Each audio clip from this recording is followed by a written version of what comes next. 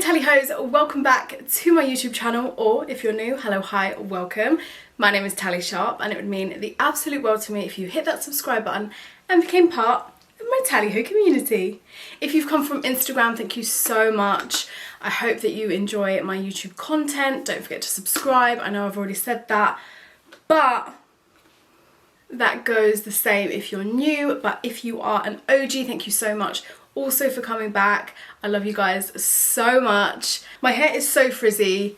I washed it, and do you know what? A New Year's resolution could be to embrace my natural hair. It's just so frizzy that I don't really like it. My mum thinks it's cute, but yeah, I just think it's a bit bushy. If you know any, anti-frizz hair products that you live by, comment them down below, please. I'd really appreciate it.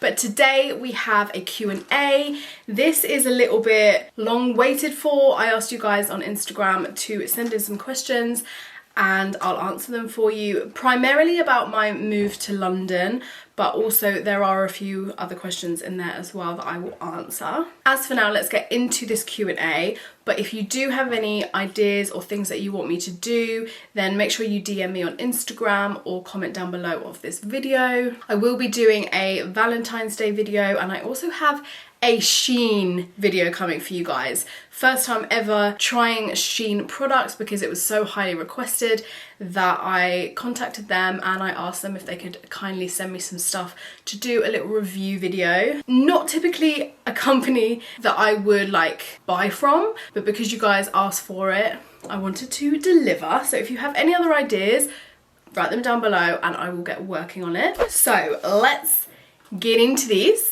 How have you found the transition from Brighton to London? Is it a different vibe? I kind of wish I answered these when I was in London because it was a whole different world. It was a whole different perspective. I loved the vibe. It was fast paced. There was so much to do, so much to see. You know me, I love to explore.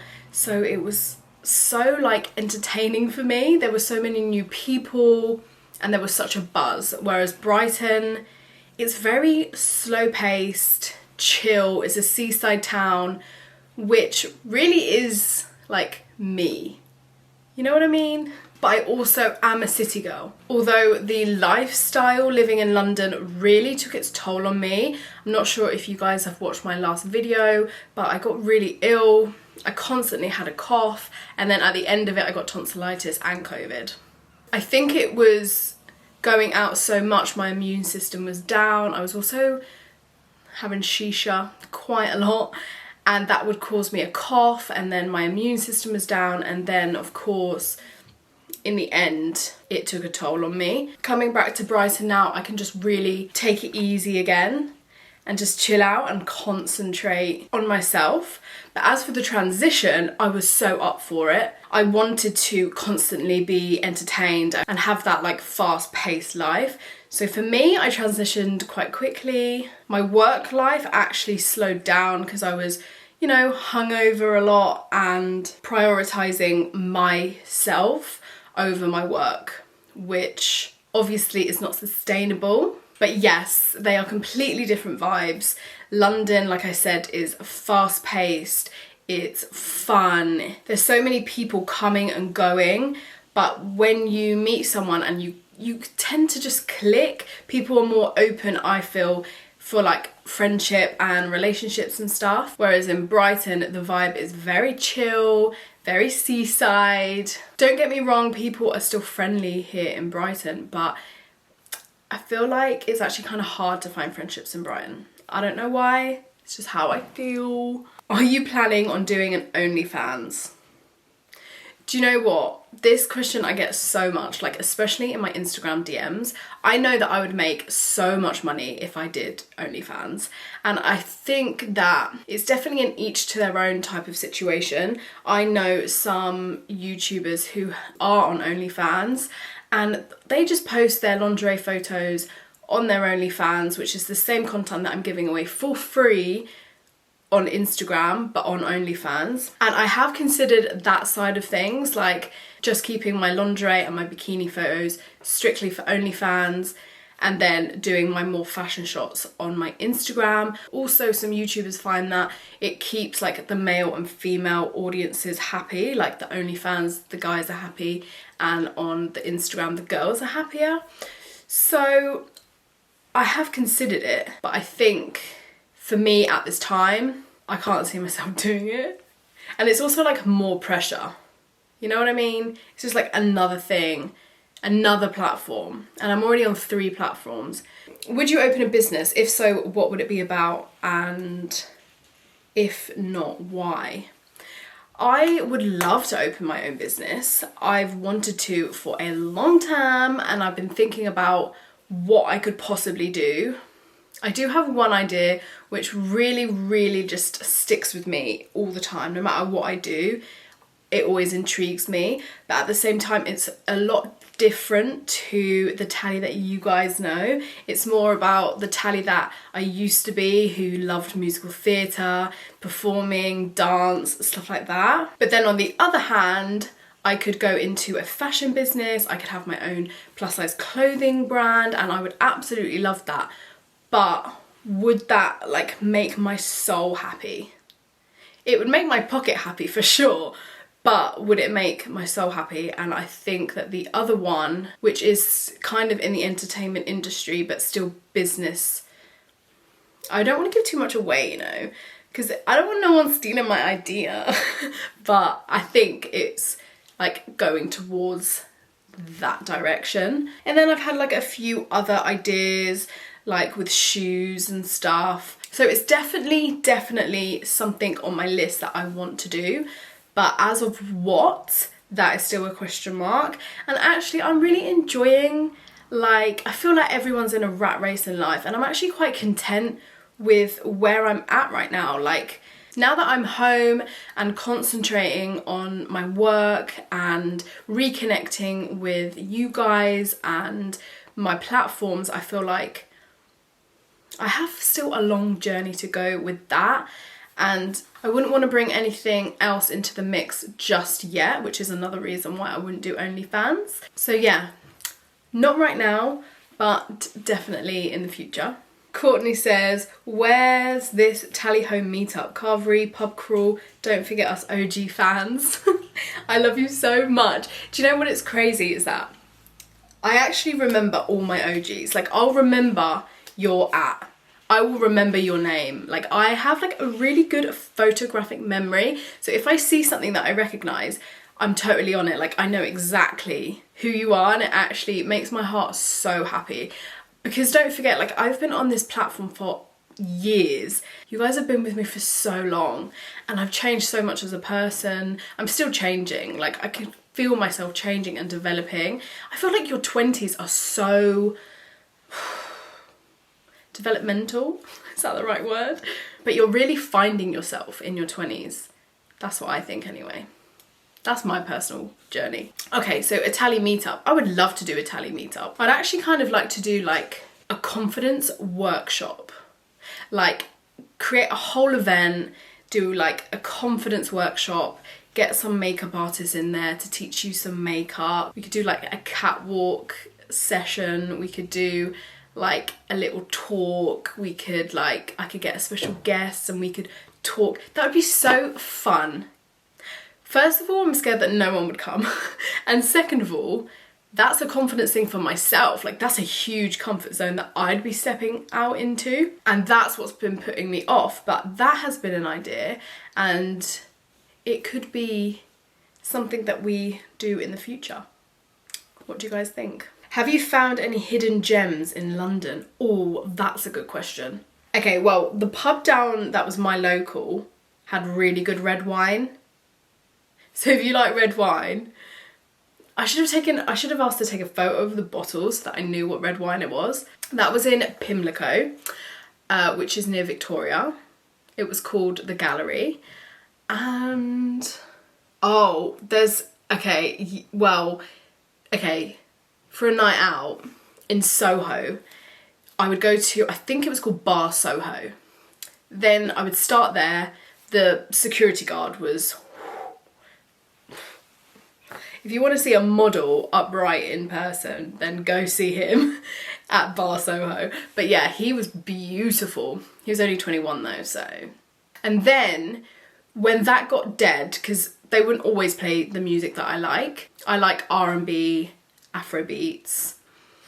I would leave and I would go, okay, it was, you come out, you go straight, then when you see Mary Poppins, I think you turn left.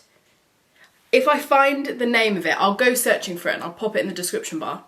That was a good club. It was like a club bar, but they also had a downstairs for when it got really busy. That place always played sick music, such good music. There was plenty of like areas to sit down as well. I'll pop it in the description bar for you guys. You have to let me know if you go there. Would you ever move abroad again? No. I mean, I want a holiday home abroad for sure. I'm thinking, you know, like a hot Mediterranean country. I don't know if Mediterranean would be hot. I don't know. I don't know where yet, but I definitely would love a holiday home, but like my base always being England. I don't know if I'm gonna, again, buy in London or in Brighton. I don't know where, but I want a base in England and then I'd love a holiday home. But permanently, I just wouldn't do it. Like in London, I was an hour away from my family, so I felt really well connected still, but I am very family orientated, so I don't like being too far. Why London? This is a good question. I mean, I know that a close friend of mine wants to do Bristol, but London is where it's at, you know? There's countless opportunities there. You honestly could just go to an event, go to a club, go to a bar, and you could be talking to someone that is in the same like career as you or whatever it could be, and they could change your life. You could change each other's lives. You just don't know. Like, I love networking. I love meeting new people. I love finding people from different walks of life and talking to them and like hearing their experiences and like what they've gone through and stuff. And obviously you can do that anywhere, but the capital of a city has countless opportunities. It's where everything is. The whole entertainment industry, the agencies, like literally I was just in Soho buying some seaweed. I come out of Soho, walk down the road, I'm in Leicester Square and there's like a premiere. It's like so exciting. There's such a buzz. There's such a feel of the place. There's always something going on, which just keeps me on my toes. It's like, oh, look at that. I'm a very spontaneous person. So like if I'm walking down the road and I see something that's of interest, maybe it's like a fair or whatever, I'll be like all on that. I'm like, yeah, let's go there. That's gonna be so fun. Should we do this? Should we do that? And in London, you can do that. There's so much going on. So also, not to mention again, it's only an hour away from Brighton. So I can just come around home. Next destination.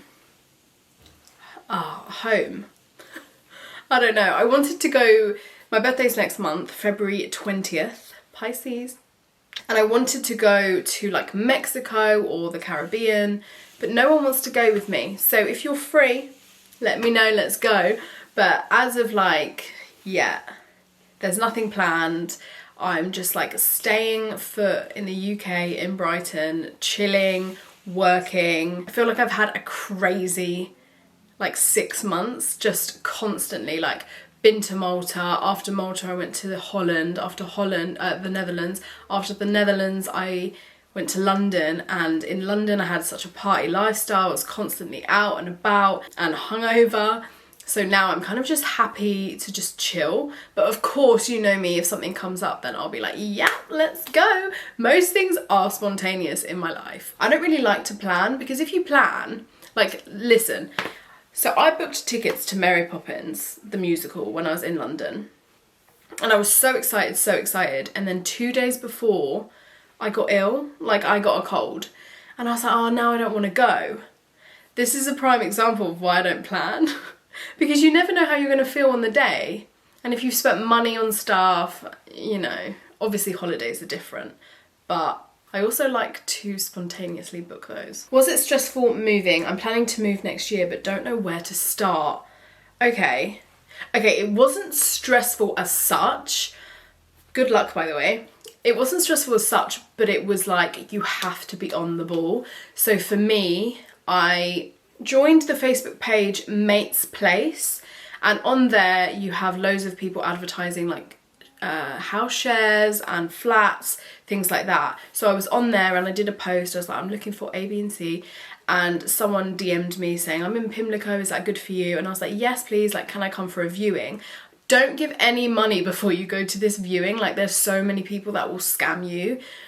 So I went to London, and as soon as I saw it, I was like, okay, I'm happy about the location, but I'm not happy about like the aesthetics of it. It was like a really old furnished apartment it was just really, really outdated, and I wasn't happy about that. But I also knew, first of all, I'm only there for 2 months, and second of all, it's so hard to find accommodation. Things get snatched up so quickly. So I was kind of just happy to settle, if I'm honest. So I took it, I gave a deposit, like a holding deposit, and then when I actually moved in, that's when I paid all the other fees, signed the contract, whilst I got the keys. So don't pay anything until you get the keys. If you are like smart with it, you're on the ball, then it won't really be stressful. Like there's a lot of inconvenience that happens. Like at one point he wanted to give my room away because I was only going to be there for 2 months. I'm actually surprised that I could find somewhere that let me just come for 2 months. I honestly just went to experience it, to sort of, before I buy somewhere, to just experience living in a different part of the UK, and I really, really enjoyed myself, and it gave me a lot of food for thought. But definitely, if you can, do the move. Like, I would recommend to anyone to move out of your hometown for 2-3 months, because it shows you so much about yourself. You learn so much. You realise how strong you are, what you've learned over the years, who you are as a person. Like, I find it really beautiful. I think it's a beautiful thing. What made you move to London? So I already answered that. But then the other part of the question, does your mum send you food? No. I've actually been paying like my way in life for years. Like, I've always paid for my own food. Anything I need, I pay for it myself. I pay rent. I'm living independently already. It's just that I'm under the physical roof of my mum. So no, my mum doesn't send me food. I kind of wish she cooked for me. If you want to come for Mama Ho, in the comments, let her know that she should cook for her daughter sometimes. That would be great, because most of the time I'm cooking for her. Relationships, dating, and how do the London men fare? So when I was in London, of course, I was dating, and I was also meeting so many people out and about, which would be my preference if I picked how to meet someone, if you know what I mean. But I'm not looking for anything at the moment. I think that I just need to work on myself. I'm starting to feel really happy with like no worries, no stress. And actually in the summer I went through something quite tough in my personal life, and I just feel like I just want this time to myself, but like I can do a casual date, you know? I'm not like a very good single person. Like, I'm a very emotionally invested in things. And I feel like I question a lot of people's motives and intentions, and like it just gets to me and I just overthink them, and I don't want to do that right now. So I'm good being single, but the London men are exactly my cup of tea, and I had a great time. So I have a question. How often do you masturbate? And to be honest with you, I wasn't going to answer this question because I was like, oh, that's got nothing to do with moving to London. But at the same time, like, I am quite open with you guys to some extent about like my sexual well-being. And I thought, why not? Let's just answer the question. So you guys know that I work with Lilo quite often, and that is a brand that I really love. Do you know what? I actually think that 2021 was my year to find myself sexually. I honestly have got so many Lilo toys now. They're the only brand that I have. I have like 7 toys. I love them. But to be honest with you, like, I don't use them that often. I think it varies for everyone. It also varies like the time of the month, what mood I'm in, how I'm feeling. I'm one of those people that when I'm single, I'm like not really that interested in that kind of stuff. And then when I'm in a relationship, I'm like guns blazing, like, yes, let's do this. But personally, I would say, you didn't say like in a week or like in a day, you didn't give me a time frame. So I'm just gonna say like, let's go 4 times a week on average. How hard was the move to London and what's daily life like? Looks great. Okay, so like I said, it was kind of a little bit like go to actually organise like a flat and stuff. Daily life was fun. Like when I first moved in, I built a relationship with one of the girls that was there, and it was so nice to have a flatmate that you liked and that you actually like wanted to, like I would come home from like a date or something and then we'd like catch up and it was just fun.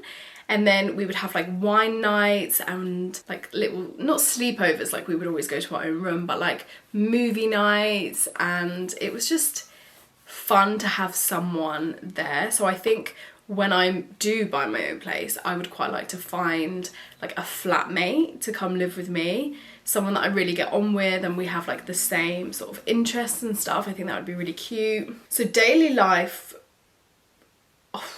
honestly, for the first month, it was like, okay, I'm still like working and I'm still grinding. I'm still like following some sort of schedule. But then I had my laser eye surgery and then I couldn't work. My eyes were bloodshot. It was quite like a insecure time for me. So I didn't fully like experience the daily life of London. I was only there for 2 months. And because after my surgery, I kind of went through this whole ordeal, I was like, right, I owe it to myself now to just really enjoy myself. So then I was just going out all the time and not really having that kind of schedule in place.